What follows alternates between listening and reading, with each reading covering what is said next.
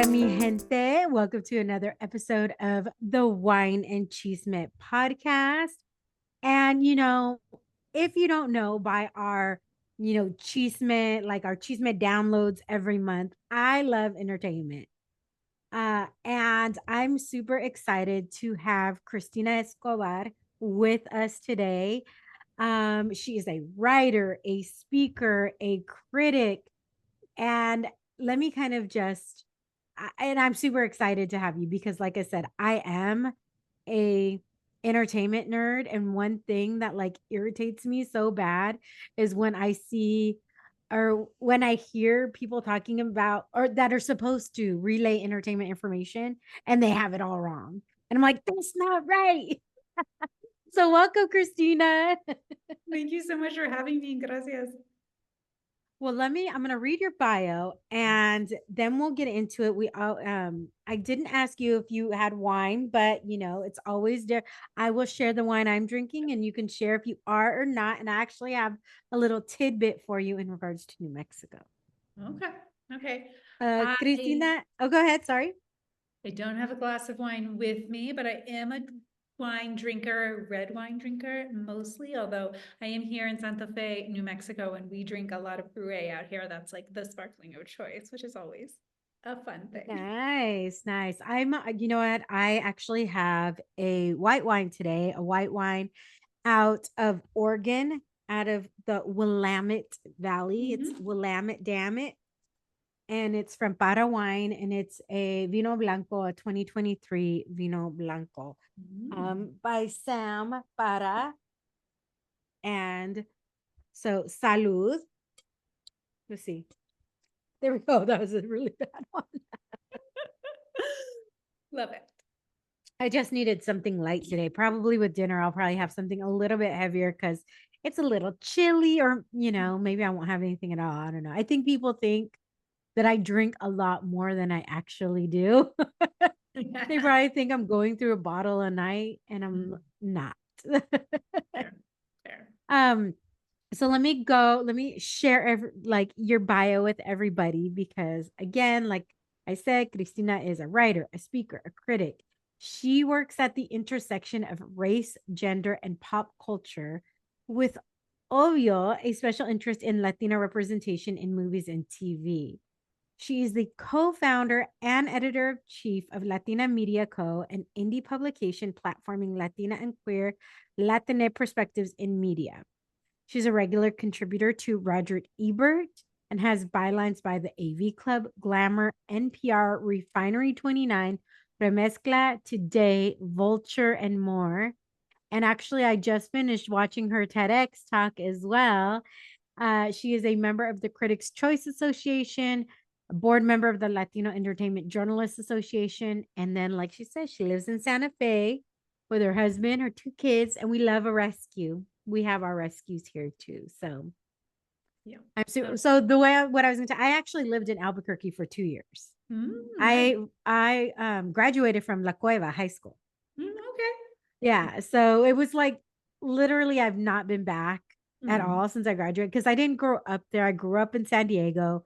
We moved like 2 weeks before my junior year started, and then moved That's back to intense. Yeah, and then moved back to California, back to San Diego a week after I graduated high school. So, uh, it was it was just very traumatizing. I feel like I have never lived in San Diego, but I have been there. And Albuquerque and San Diego are very different. I would imagine the high school scenes are very different. Like the vibe is different. Oh, totally. Oh, let me just say the first time I like went to McDonald's and they're like, "Would you like red or green with that?" And Yeah. I'm like, "Huh? Would you like red or green with that?" I'm like, "Red or green what?" And they're like, "Would you like red or green chile?" And I'm like, "I'm at McDonald's. Why do I want But chile?" McDonald's is mejor con chile. It's so much better. Why doesn't everybody have green chili I don't cheeseburgers know, but you just for don't your own kind? like when you don't grow up with it. Now I did really appreciate like grow to appreciate the chile scene because I love chile, right? And I love the hatch chili season, and we went to powwows out there and all Me of that too. thing. So I Yeah. definitely like grew to love those types or appreciate those things. And you know what? Okay, here's another little quick fun. I don't know if it's fun anymore, but I played for a travel softball team, Okay. and we were raising money by the way, Navajo tacos. Oh, so amazing. And I've not had one in so long. So good. Well, we're selling Navajo tacos to raise money for our travels. And we were at the Santa Fe Art Festival. And who do we meet? We meet Donald Trump. He was there when he was married to Marla Maples and their baby, or now Tiffany. And they had like a very old, unattractive nanny. Did they buy the tacos? No, but I think she actually gave us some cash. Okay. They didn't buy it, but they were just walking around. And I don't really remember. I'm not gonna lie. I don't remember. I don't think he was rude, but I don't think he was like super friendly either. I was hoping you But were going to be like Robert Redford or oh, somebody. I wish it was somebody really cool. Yeah. But Marlon Maples was stunning and so sweet. I will say that. She was so nice. And I think she gave us some money. But I don't think they actually ate anything. But that was my only like, and now I look back at that and I just get the heebie jeebies. I'm like, oh. Yeah. Fair. So there we go. There, I got it all out. I got it all out. You lived the Home Alone 2 experience. Yes, yes. You had the cameo in real life. But are you from Santa Fe? Is that where you grew up? No, I grew up in Arizona. Well, we a little bit lived all over. I went to middle school and high school. We moved when I was like 9 or so, um, to Arizona, where I went to middle school and high school. And then after that, I moved to LA I've lived all over. My esposo, though, is from here. He's from New Mexico, and we met out here. Many moons ago, 20 years ago, we met out when I was out here. I was interning at Los Alamos Lab in the publishing department. Oh, I didn't wow. yet know where I was going to go or that I was going to use those things. But yeah, I learned like how to copy edit and how to do websites and all of that way back when in an internship. I would imagine that the like entertainment circle in New Mexico, period, is very small. Well, yes. So in the journalism space is tiny, right? Um, there is actually a lot of production, movie and TV shows getting made out here because we've increased our tax incentives. Everything's about money, right?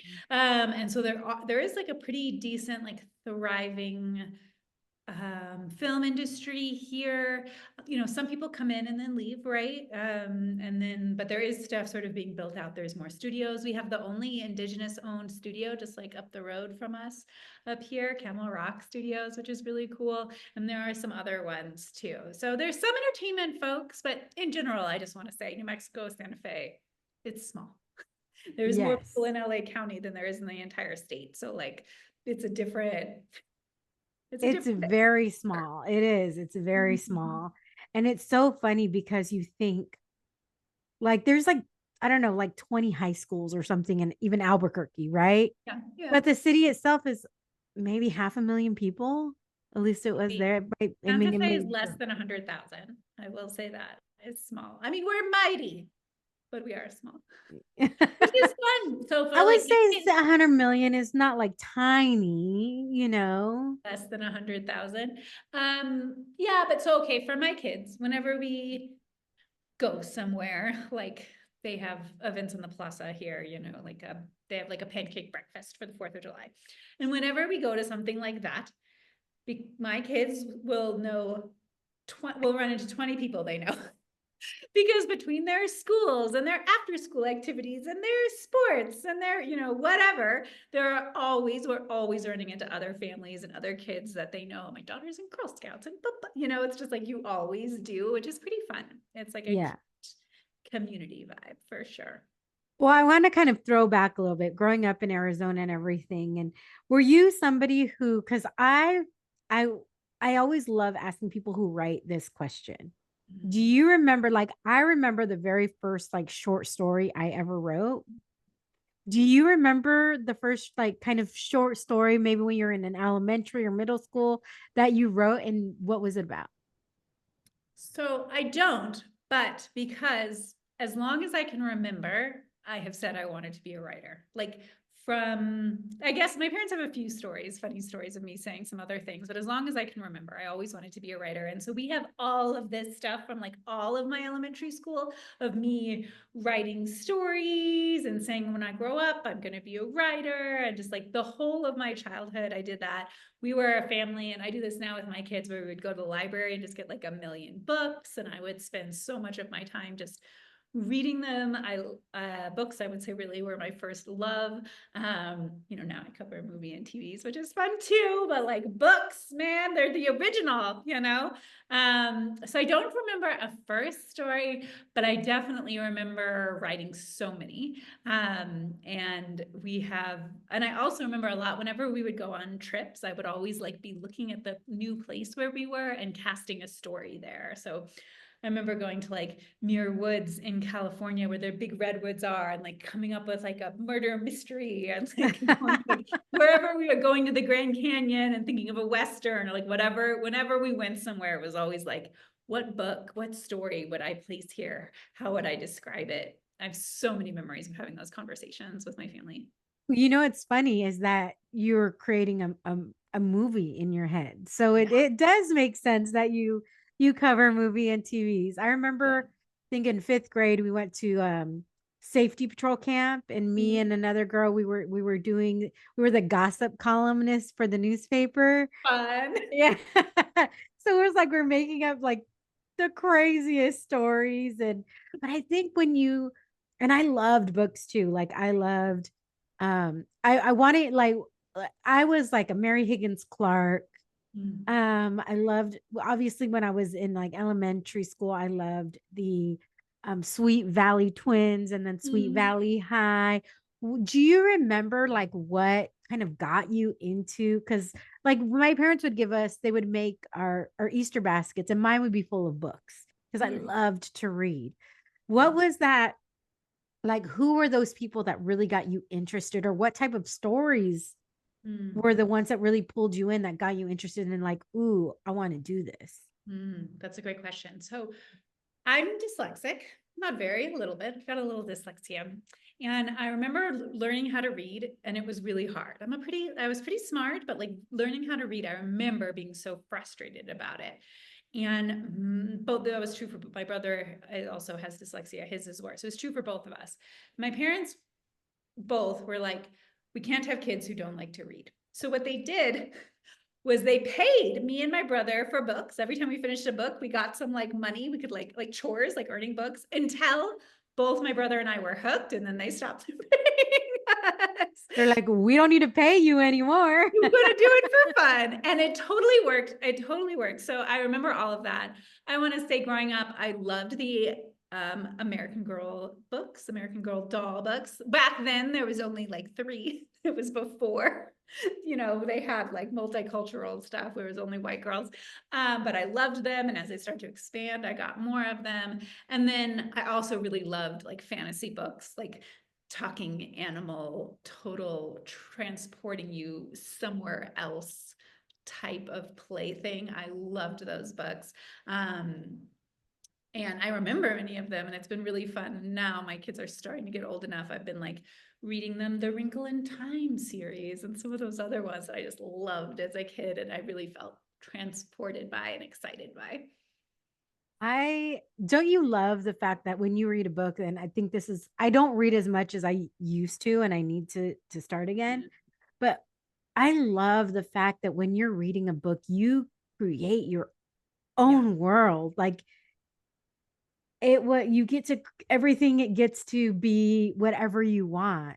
And everybody could read the same thing, but what they picture could be completely different.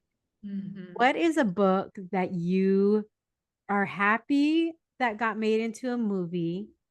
Mm. and it was like, oh, this is what I expected, because I feel like there's less of those than, oh, I'm so The other way. disappointed. That's a really good, I don't know if I have a good adaptation. It's interesting. So I will say, so publishing for Latina Media Co, one of the things we do, this is maybe nerdy, but like on the back end, we do tags, right? So like, is it a documentary? Is it a TV show? And we have Mhm. one for adaptations. And I want to say like about a third of things it appears to me that get made are adaptations. Like it's a huge percentage. And I'm like, I don't even know, I think we should use this tag because it's too many. It's way There's too too many many. people or too many stories.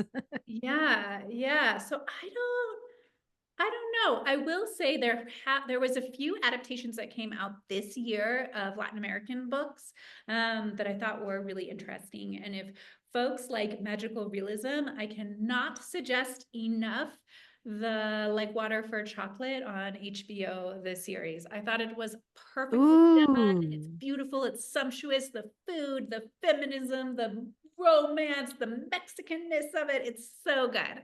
Watch it. Oh, I'm gonna have to. Yeah, you know what? I remember seeing the previews, and then I I didn't see anything. So I'm gonna have to pull. I'm gonna have to like search for it. So those types of things start coming on, because, girl, the algorithm is real based on what you are searching for, and if For sure. you're not gonna see it. Oh my lordy. Con agua Growing, con uh, chocolate. Watch it. what? So what was your like relationship with your identity and your parents' relationship with like how they shared your Latinidad with your family growing up? Yeah. So I'm mixed. My dad is Mexican American Chicano, and my mom is white European background. Um, we talked a lot about both families and the difference in their culture growing up. So, like, my mom's family is Protestant, my dad's family is Catholic. It's Mexican versus white versus, there's a bunch of different pieces. Um, my Mexican family is loud and my white family is like quiet. Like that we talked a lot about it growing up. Um and I remember being in elementary school and the first time being asked to like fill out a bubble, right? Like, what are you? And being like having this moment of like panic, like what am I supposed to put here? And then thinking my parents would want me to pick Latino. And that's what I did. And that's always what I've done. I mean, I'm pretty fair skinned. Like I I present hear ya. yeah, like it is what it is. But I also feel a lot of joy and pride and beauty in my Mexican American culture. And here in New Mexico, we're not technically a part of Latin America, but we have a lot of Latin American culture here. We have a lot of Oh, they will call you out if you don't say your name or whatever with like con with acento. an accent, with the way that it's supposed to be said. You will be called out in New Mexico Yeah, for yeah. sure. So even the white people here are a little bit, like it's just part of it here, which is very nice. I was interviewing an author who is also from New Mexico, and she was saying she was really Alyssa Valdez Rodriguez. yes, as see Asia, I knew who you were talking about instantly. and she was saying, to quote Alyssa, that like when she left New Mexico, she was surprised to no longer be a who and be a what. Because in New Mexico, if you're Latina, it's still a who, right? Like, who are you? Who's your family? Are you, are you Cristina Escobar from the Escobar family? I was like, Yeah. no. um, but when you leave, people are like, who are you? When I get my hair cut, it's very thick. Everyone's always like, outside of New Mexico, what's your background? Like there is some of that is different here, where being Latino is the norm. It's interesting. Mhm. No, I mean, I totally get that. It's so weird. I feel like, I mean, I am really light complected. I'm second gen. I'm very open with that, right? Yeah, it's not a But secret. I don't get I usually get people thinking I'm Puerto Rican before Mm. anything.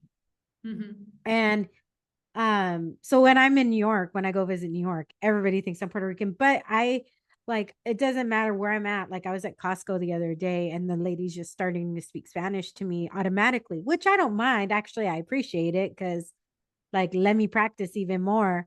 But even though I'm light complected, I guess I don't know. I've not ever gotten people think that I am just a Caucasian woman, Mm, right? I usually get people like, oh, yeah, she probably speaks Spanish, or oh, she's Latina, which again, I am very proud of who I am. I'm very proud of mhm. my family. I'm proud of my background. But it's always so interesting of what is somebody bringing that they think, oh, yes, this person is, or no, this person isn't, even although both can be true, right? Or both are or both aren't. So it's really always interesting when it comes to that. When you went to, like, as you got older, how did you develop your relationship with yourself and your Latinidad? Is that something that you just continue to build upon? Because obviously having Latina Media Co and having like this platform where you really highlight the Latina community, you're really, I mean, obviously you're I'm very in it. proud of Yeah. that part, Yeah. right? So how did you continue to grow your Latinidad and your pride for who you are growing up? Yeah, that's a great question. So I think, yeah, I never hid who I was, who I am, and I always felt pride. But I had a few experiences in the professional world where I felt shit wasn't right. I don't know if that's the right way to put it, but so I have a little bit different experience than you. So some people, white people often assume that I'm white, and Latino people often assume that I'm Latino, which puts me sometimes in a weird place because I'm in the place with white people, and I'm like, oh, you can't say those things around me. You shouldn't say them anyway. You know, I've had that. Um, and so I want to say I always knew I wanted to be a writer, but somewhere around like middle school, high school, puberty, I was like, oh, nothing I can write will ever be good enough. I should stop. I should give up. I shouldn't try.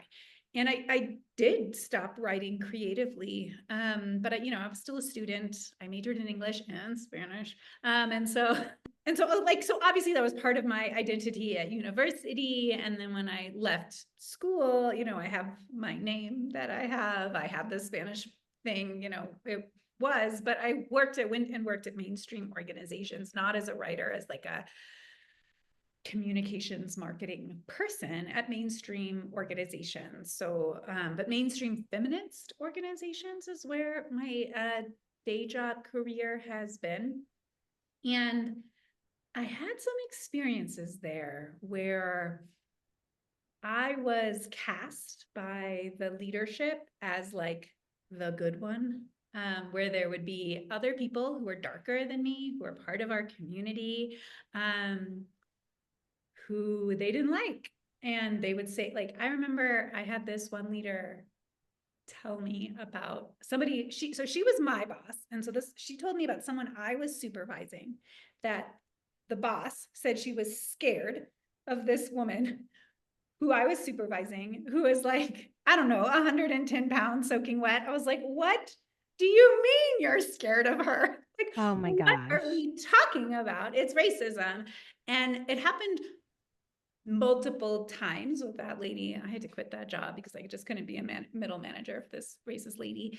It happened. That was an extreme case. I've seen it in less extreme cases, and I've also seen it in sort of more of like a benign neglect type way, where it's like they want to do good, but they just don't know about our community, and then they want to cast me as an expert. I'm like, listen, I'm mixed. I'm one person.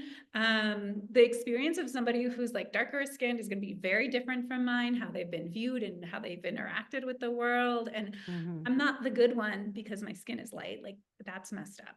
Um, so what happened was around the time I'd had my first kid and my daughter Nayeli, and I was thinking about what I wanted to do, where I really wanted my career to go.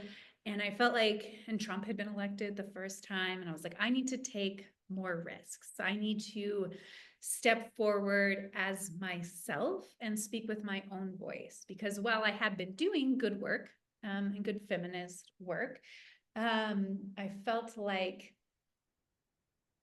I had been hiding because it was easier to like write a grant as an organization than to say, I am Cristina Escobar and this is what I think, right? That's really scary. And a lot, it's still scary to me now that even though I've been doing it for a while now. And so I decided to step out into that. And I did some thinking about what I would want that to be and how I would want it to work and what I wanted it to look like. And I figured out pretty soon that I wanted to write about media because I know that like TV and movies, there are big cultural artifacts. They are the things that shape how we view other people. And not everybody's getting a chance to tell their own stories or evaluate them. And at the time, nobody else was working on the evaluation piece, and still nobody else is doing it like for Latinas specifically, and queer Latinxes.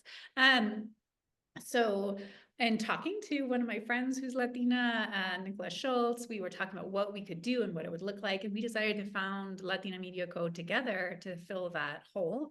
And that was in 2018. And we've just been running since then.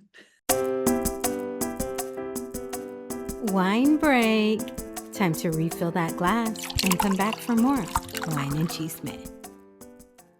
Wow. Oh my gosh, 2018. But it's true. I mean, even now, when you're just thinking of Latinos and the power that we have at the box office, right? We account for what, 20 to 25% of ticket sales. Yeah, Yet there is, you know, our representation is like less than 5%, especially when it comes to lead roles. Now you have, and then when you do have representation, there's always split. It's always divide. It always feels very divisive. Like, I mean, I'm going back to even when Selena came out and how people were up in arms that Jennifer Lopez was cast because she's Puerto Rican. Yeah. And I mean, she did an amazing job. And she became Jennifer Lopez, right? yeah, oh, for sure. And then you have, something like Emilia Perez, right? Going from that to this, where it wasn't even filmed in Mexico. It was filmed in Spain. It was written and directed by a Frenchman, and there was, huh? Is it a Yeah, straight French guy at that? straight French guy who admitted he had only really been in Mexico like one time several years ago. Yeah. And obviously it was divisive in regards to like, especially Latinos, particularly, Latinos were tired of being portrayed as the maid, the janitor, and The not, narco. Yeah. or then you have something really uplifting like Flaming Hot, right? Which was directed by Eva Longoria, and it tells a story of, and there's controversy in what really happened, right? Like what really happened with that. Or then you have the story of the Latino astronaut Jose Hernandez, I think, right? Yeah, that was nice. And I recommended that to some friends. oh yeah, it was a great movie and it's a great story. So I just like, I feel like, but then when you look at it, right, there's very few, like you said, Latinas that are at the helm, that are the lead. Then when you do have it, and then you do have even less LGBTQ plus, and then you have something like Emilia Perez, but then it's so divisive because of how it was brought to the forefront. I've yet to watch it. I've heard like, oh, it should have been this, it should have been that. And my friends were like, I have friends who they're all journalists, and I'm like a PR person, well, now the podcast person. And they're like, oh, Selena Gomez. But from what I understand, her character is an American Mexican, like trying to integrate. So I don't know. Maybe you could shed a little bit more light, but I was joking and I was like, she's like, oh, her Spanish was okay. And I was like, oh, so you mean me? And they're like, no, Jay, your Spanish is way better. Your Spanish is way better. Okay. Pues. Emilia Perez is not a Mexican film. I know it supposedly takes place in Mexico with Mexican characters, but no, like it is not a Mexican film. It is a French film. That's like the first thing you need to know going in. And like, yes, it is loosely inspired by Mexico, but like by like this French guy's fever dream of what it is to be like a trans Mexican woman. Like it is not Mexican. It's not LGBTQ really either, and it's not feminist. What it is, and I think why it's gotten so much critical attention, is a really interesting way of putting together a movie in terms of how they use song and dance and realist and melodramatic elements, the colors, of course, because it's inspired, quote unquote, by Mexico. Like there is some really fun and just different movie making.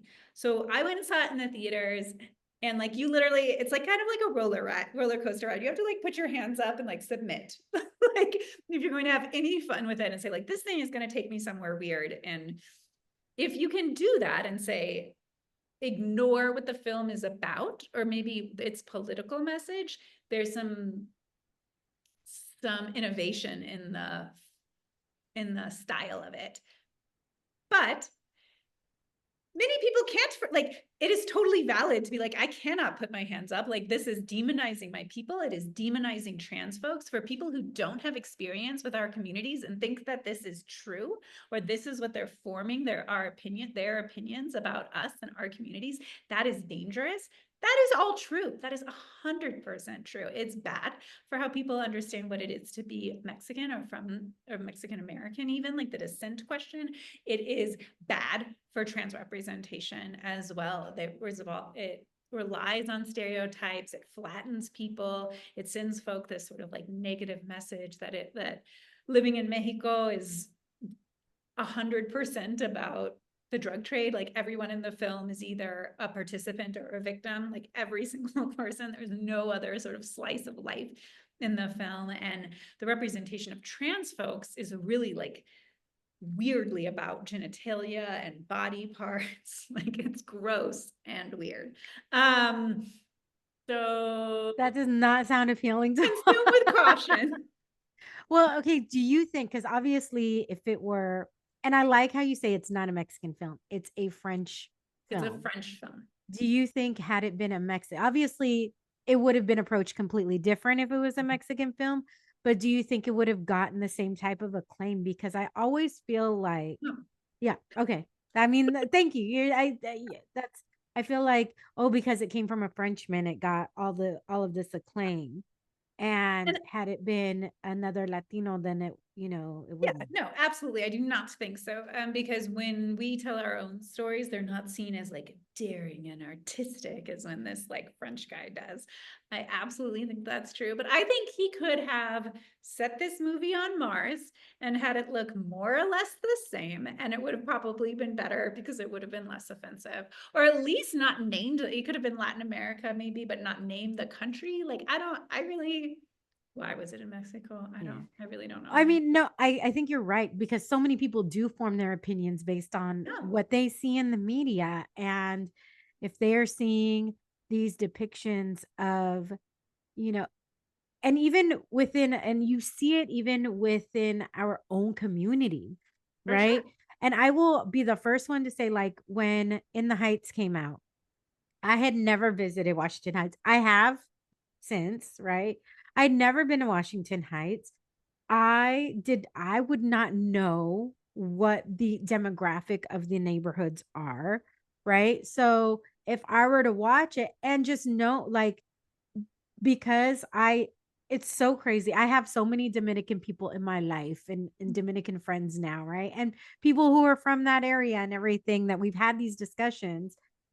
And, when it went from Broadway to the silver, quote unquote, silver screen, right? How many concessions had to be made to not only get it on the silver screen, but in regards to the representation of the people that are actually in the Heights.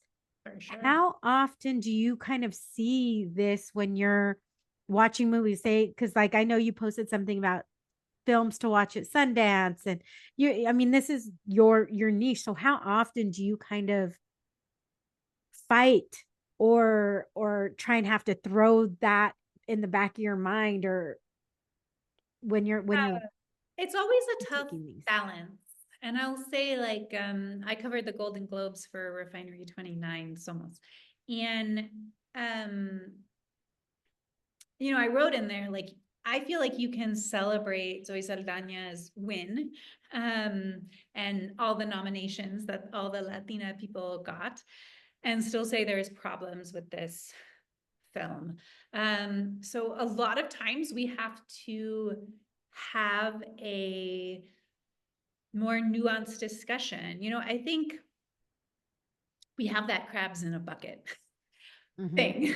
It's always, I don't know, in the back of my mind when I go to criticize something, or I think there is something wrong. It's like, is this like a crabs in the bucket type mentality where when one of us succeeds, the rest of us are trying to pull them down? Or is it that we, especially I would say here in the US, I can't speak to Latin America, but here in the US, Latinos are seen as like a minority, right? As like a racialized group, even when you look like me, all the way to looking totally Black and appearing Black, right? So being Black. And so there's this huge range, but we're all also somehow still put in the same bucket, a lesser than bucket.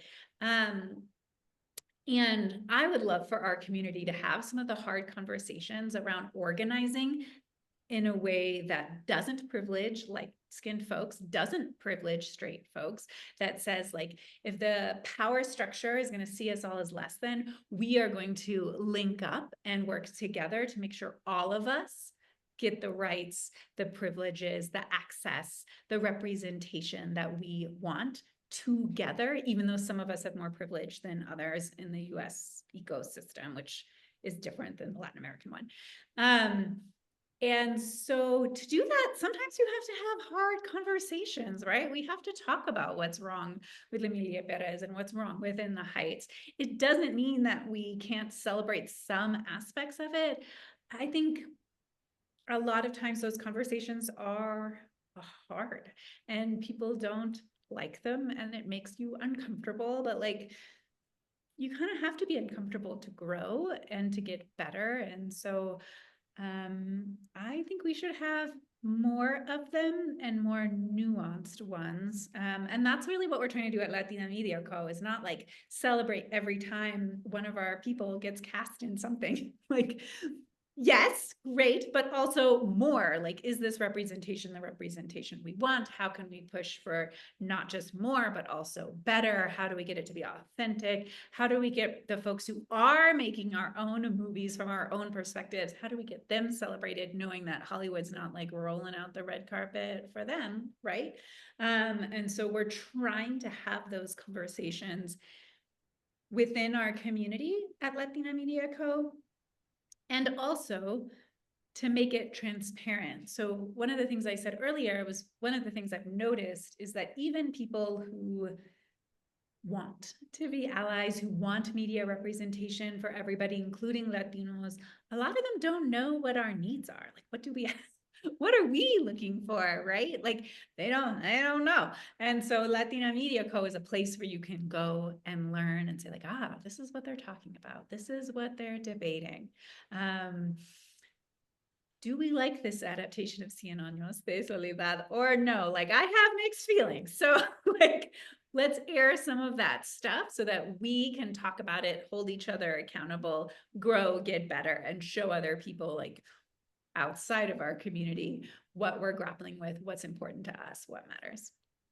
Yeah, I mean, like my husband and I, we just started watching Will Trent, Oh, I love Will Trent. and I My was favorite super movie. excited because the main character, Will Trent, right? He's in Atlantis, and but he is Latino, but that's not like the defining characteristic of his character, right? Yeah. He is super smart, a little awkward, a little, whatever, but he just it's like he happens to be Latino. And I think there's so many of us that crave that. Like, we want our stories to be told, right? We want our stories to be told, but we also want the stories to be told in regards to, like, because people are, like you were saying, like the representation, what people see.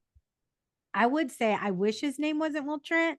I wish it was more little Latino forward. The Can only, you, you're huh? on season 1? Season one, yes. Yeah, give it a minute. Okay, okay, we'll get to that. We'll get to They're that. not going to change his name, but like, give it a minute. They Okay. really, it Okay, gets good. better. No, no, no. I'm really liking it. I'm really enjoying it. Like we're only on like, I don't know, truly the beginning, like like episode 4 or something like that. But okay, I'm all right. I'm just not gonna say Keep going. anything, but I'm just gonna keep watching and everything. What are the things that you're seeing within the entertainment industry, within representation now versus in the past, and what do you think is gonna happen moving forward? Yeah. So I do think we have achieved a place where folks know that if you make a narco story or a maid story, that our community is gonna push back. That we have concerns about being overrepresented in those roles, and that our community is more than that. Like, I don't think that, and I know some people are like, I won't watch anything narco. I'll watch some. I'll watch stuff where we're domestic workers. But I want us to be, because the truth is, like, Latinas we way over index as house cleaners, like in terms of who actually does it. We're like twice or something our Mhm. percentage. And like the drug trade is real. It is a thing that happens. But can you tell it in a way that it adds something new? I think with the narco stories, that's actually really hard because there's been so many. And can you tell it in a way where it honors and showcases our subjectivity and personhood? Like, are we just a type or are we real humans? And in a way that like complicates the narrative. I really had a lot of problems with Griselda on Netflix, the Sofia Vergara series about Griselda Blanco. Partly, like, I knew I was a little skeptical going in, so I was like, do we need another one of these? I thought she did a good job acting, but she was also an executive producer. And I felt like the story glamorized the narco trade, right? She's like beautiful and wonderful, and the real Griselda was maybe didn't look like Sofia Vergara, like Not at all. anyway. No. But also, it's this, they're choosing to tell this story about like Latina immigrants beheading people in the streets of Miami in an election year. Like, that does not represent our community. It is the vast minority, like, of folks. We have this really damaging narrative right now in the United States that like immigration is bad and that immigrants are criminals. And no, immigrants commit less crime than native born populations. It's a And fact. let's just Like, make sure we shout out the firefighters from Mexico that are here. Like it becomes frustrating. It becomes frustrating, and then when your own people are continuing to perpetuate the narrative. yeah, it's really rough.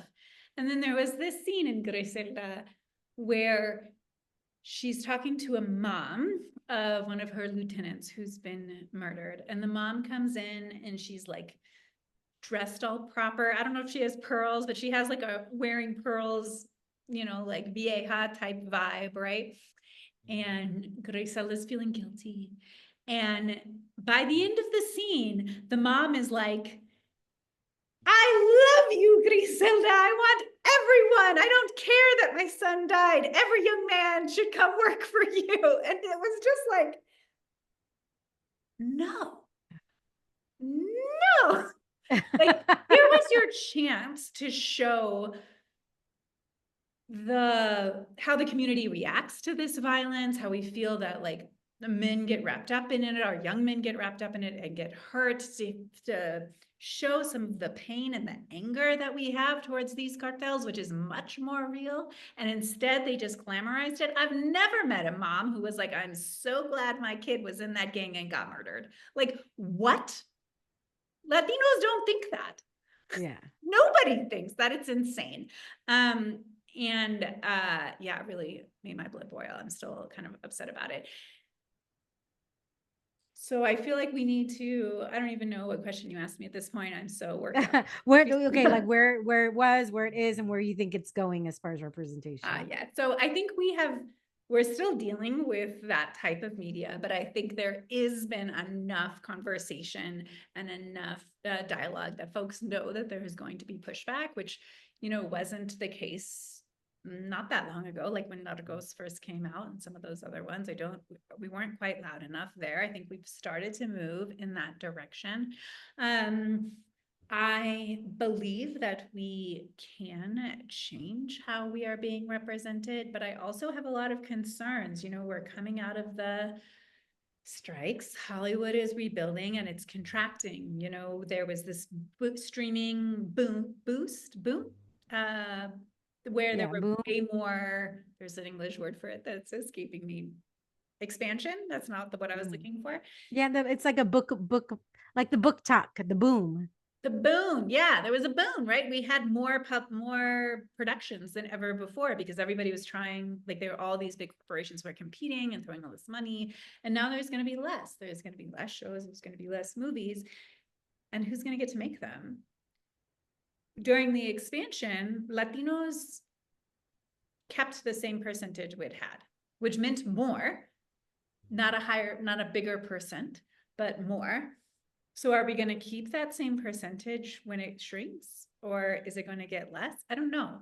We don't know yet. I think it's going to be hard pressed for us to make progress in terms of real numbers with the numbers of production shrinking. I am concerned. On the short term, however, when and if it stabilizes, maybe we can start again. Why do you think it is that, like, you have, obviously there was probably there was pushback, and there was skepticism about a movie like Crazy Rich Asians, but so many people went, right? Like it really crossed over to so many audiences. When you have a predominantly Black cast, the Black community really shows up to support. But when it comes to our community, not only do we have this hurdle in regards to, like, nobody wants to see a Latino movie, but then we are constantly like berating each other for the representation, instead of, like, what I've always said is we need, like you kind of said earlier, is we need to celebrate what we have. That doesn't mean we don't need more, but if we don't support what is, we're never going to get to that additional, like the true representation of who we are within the diaspora. So I want to push back a little bit on your premise. That is a common thing that I hear that people talk about, but I've been able to speak to Dr. Ana Cristina Ramon out of UCLA, who's actually studied the numbers. And when it is a Latinx, Latine led production, our community does show up. We show up in bigger numbers statistically. We do. We absolutely do. The other populations, including white folks, maybe not so much. So our community is showing up. We do show up at higher numbers for stuff that is made by our community. That doesn't mean we can't improve. And that was like some of that organizing I was talking about, right? Like, how do we make sure that when it's an Afro-Latino, that we recognize them as just as much ours as someone who looks like Eva Longoria, right? Like we Yeah. should be celebrating Jarell Jerome just as Yeah. much as Eva. Like, how do Right, we right. Oh push my gosh, yeah, ourselves? the new movie that's coming out. I mean, I even watched like a, and I had talked with Honey German, who I was telling you about Las Alonso. Like he was in a movie, and then John Leguizamo posted saying there's not a single Latino, not like, those are the things that we need to be careful about, Yeah. right? As Mhm. much as I do like John Leguizamo and the things that, like how he tries to push, but we all made, like, even he Yeah, we made have an some error in work regards to to that. do on our community. It's not that we don't have work. We absolutely do. But it is a myth that we don't show up. We do show up at higher numbers. I actually think the problem is two Crossover. things. I think it is one, marketing. Like our stuff tends to get less marketing, less production value. Like I think about Selena, the series, and how little money they spent on that. And we still showed up in huge force to watch it. We made it one of the most popular productions on Netflix for across the whole hemisphere for a long, long time. But like, it was cheap. You could tell. And like, are other people gonna watch this like a cheap junk? You know, who don't have a tie to Selena? Like, they should have spent as much money on that as The Crown, and they didn't, right? So part of it is on the studios and how they distribute money and how they value us and our dollars that we spend. And part of it is on marketing. Are they marketing it as an American story? Because like Selena is an American story. It should be marketed to everybody. It's for everybody. It shouldn't be just marketed to us. But then there's also cases like the second season of Gentefied, which they didn't market at all to anybody. Nobody saw Oh it. my God. Oh my gosh. I loved Gentefied and I was so upset when it got, but you're right. They didn't market it. I They was didn't looking market it. forward to it and I was like, oh, it started? The Yeah. heck? Yeah, yeah. A lot. I heard that from a lot of people. They were like, "I loved the first season of Amplified. Why didn't Netflix tell me about it?" And they didn't. They just didn't. So part of that is on marketing. And then the other thing I would say is, and this is part of our community doing work, our community should have more usable power than we have.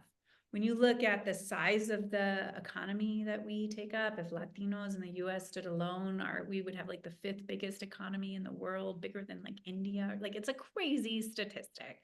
We're 20% of the population. We're the biggest non-white group, even though some of us are white. Like, we should have a lot of power, but we haven't done and we haven't succeeded in the type of political organizing that we need to exercise that power in a meaningful way. And you see that in Hollywood, you see it in representational politics, you see it in business, it is all over. And in that case, I think we need to look at like the African American community and other communities who have done that work and say, how can we learn from you? How can we figure out ways to grow power in collaboration with you so that we can build and use this economic engine, the amount of people, the youth, the beauty, the strength, the culture, the richness of what it is to be Latino for good, because we're not really right now. Mhm. And we should be, but it's going to be hard. We have to do a lot of work. In regards to the storytellers and the entertainment reporters, and what is that representation, not just within like Spanish speaking community, but Latinos who have a predominantly English speaking audience or other English speaking Latinos? Is that something that is, do you think that's something that is lacking and that needs to grow? Or do you think that the representation is already growing? And I Yeah. think you I So can fill in the blanks. a statistic that I use a lot that I talk about in my TED Talk too is, according to Rotten Tomatoes, white guys write about 2/3 of movie reviews. They make up a little less than 30% of the population. And what they're calling women of color or racialized women, which is Black women, Latino women, Asian women, and Indigenous women, all together, we write just 4% of movie reviews. The Latina percent, like the percentages are so small, they don't break it out by group. We don't even know. But I would guess that we're not 1%. I would guess that we're like 0.5%. That is bad. it Yeah. it has this cultural ripple effect, right? Where it's like, how do we as a society determine what is important? How do we decide what is quality? What sort of like conversations are we going to have? What movies are going to get green lit? What are we going to go see? All of that is affected not solely by the cultural criticism conversation and what's being published, but some of it is, and it ripples out into other ways. And so I think it is critical that we work on increasing the percent of Latinas and queer Latinxes who are reviewing, writing, commenting on, writing trend pieces, interviewing people in the entertainment space. I mean, we need to do it in news journalism and we need to do it all over, but for me, I feel particularly called based off of my background and my work to do that. And that is really what we do at Latina Media Co. So we have folks who have decades of experience writing for us, for sure. We love them. But we're also a lot of people's, a lot of women, mujeres, first byline, their first paid publication. And you send me a pitch, we will respond to you, me or Denise, and we will say yes or no, why? And if it is a no, we will try our best to point you to another publication that will be interested and give you pointers. We are trying to build the next generation, the current generation, honestly, of Latina critics. And so you don't need any experience. If you have always dreamt of being an entertainment journalist, hit us up. You. Hey, I have look, I got lavalier mics. I got my iPad mini. You could just send me somewhere and I'll get it. I am a little joking, but I'm also like very serious. We need more people doing it. And I want to honor the fact that can be really scary. When I started, was very scared to step out as myself and give opinions on things, especially negative opinions. That is not how we are taught to behave. But it doesn't matter. We still need to do it. Like, not all the old ways are the best ways. And so it's important for us to do a better job. And I would say also of speaking out and critiquing and saying when something is not right, including in the entertainment space. And I feel like it's important for us to get to the society that we want to get to, that women and women of color and queer folks need to be the ones leading it.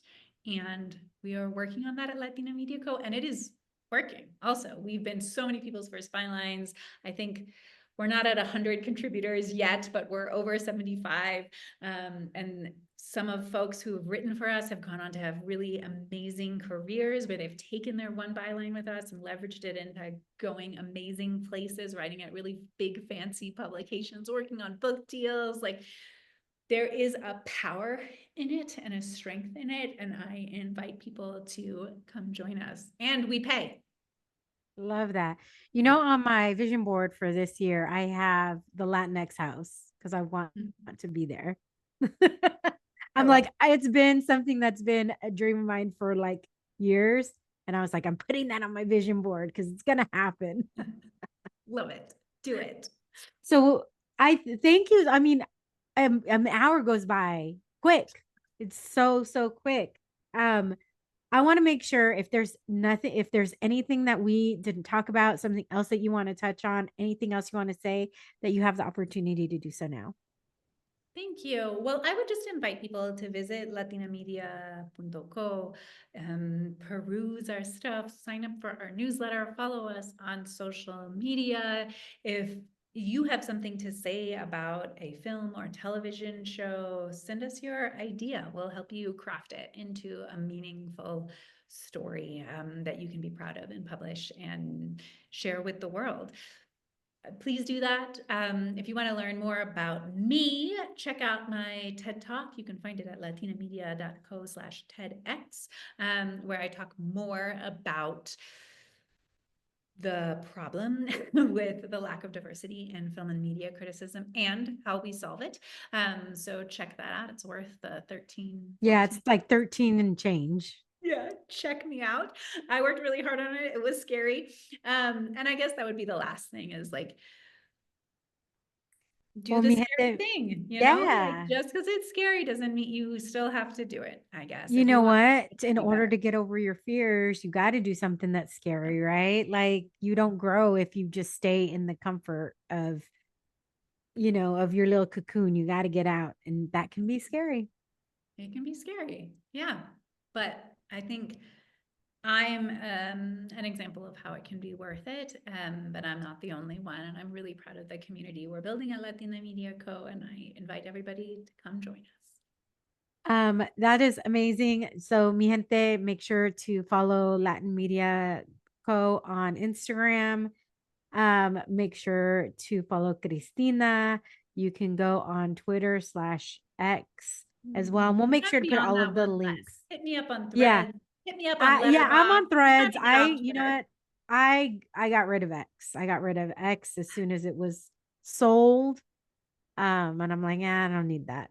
I still technically have an account, but I'm trying not to be on it anymore. I'm on Threads. I'm on Instagram. I'm working on creating a letterbox. Follow Latina Media Co. There you go. Until next time, mi gente. Hola, mi gente. Thank you for listening to this episode of the Wine and Chisme podcast. If you would like to hear more wine and more chisme, make sure to hit that subscribe button. Saludos.